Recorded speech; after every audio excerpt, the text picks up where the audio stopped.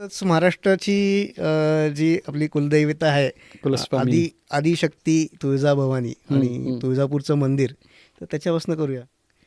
आता तुळजापूरमध्ये खरं सांगतो तर असे व्यक्तीच नसतील की जे लोक गेले नसतील. कारण की ती म्हटलं तर ती महाराष्ट्राची कुलस्वामिनी आहे.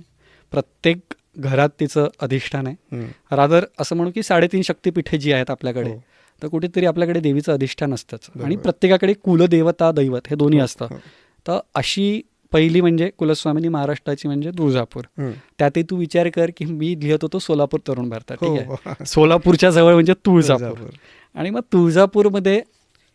तुळजापूरबद्दल लिहायचं हे मनात सुरुवात म्हणजे तिथून झाली.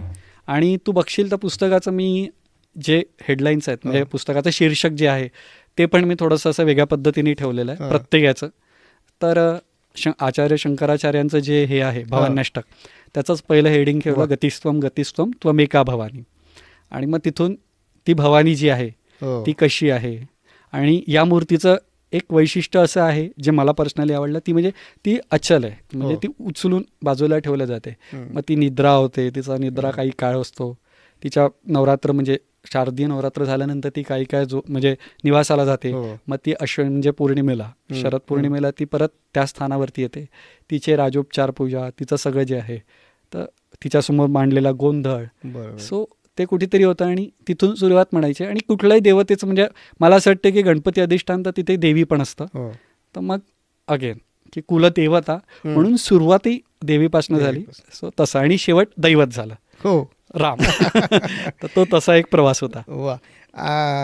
आपण दोघेही विदर्भातले. बरोबर. आणि आपण जसं म्हटलं की विदर्भ हा जो प्रांत आहे तो अतिशय पुरातन काळातला आहे. म्हणजे रामायण महाभारतामध्ये, रामायणामध्ये पंचवटीचा उल्लेख जो आहे तो फक्त एक निमिषारण्य असं अरण्य टाईप आहे. पण सिव्हिलायझेशन हे विदर्भात जास्त आधीपासून आहे. आणि छान प्रश्न. आणि मुळात काय ना की त्याच्यातही मी हेच सांगेल की विदर्भाचा जर का आपण विचार केला तर विदर्भातला काळ असं म्हणू की 200 ते 250 तेव्हापासून विदर्भ आहे.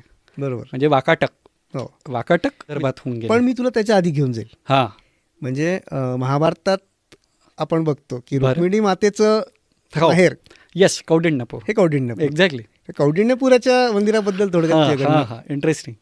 ते पण छान आहे. आणि त्याचे मी तुला संदर्भ सांगेल की कौंडिण्यपूर हे अमरावतीच्या तसं म्हटलं तर एक 30-35 किंवा 40 किलोमीटर दूर आहे.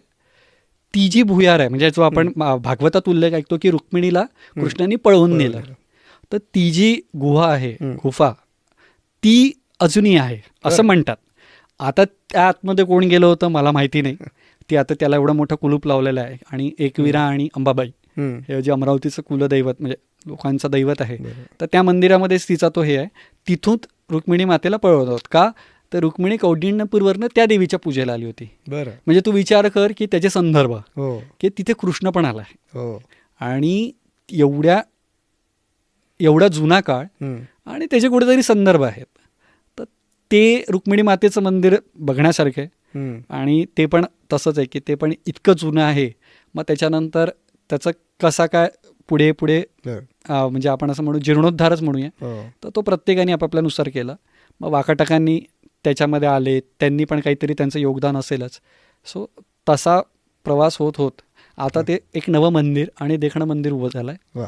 श्रद्धा आहेच लोकांची, लोक जातातच. आणि अजूनही असं म्हणतात की लोक कौंडिण्यपूरवरनं अमरावतीला येतात का, तर तिथून आल्यानंतर तिथे म्हणजे कृष्णाने तिला पळवलं होतं. तर विचार कर की ती जी देवता आहे अंबाबाई आणि एकविरा, तर ती असा एक विचार येतो की यांचं कुलदैवत होतं. कुलदेवता म्हणजे कोणाची, रुक्मिणीचं माहेर का. सो त्यांचं कुलदेवता ती होती. तर ती इतकी जुनी, अजून इतकी प्राचीन. तर तो एक आहे.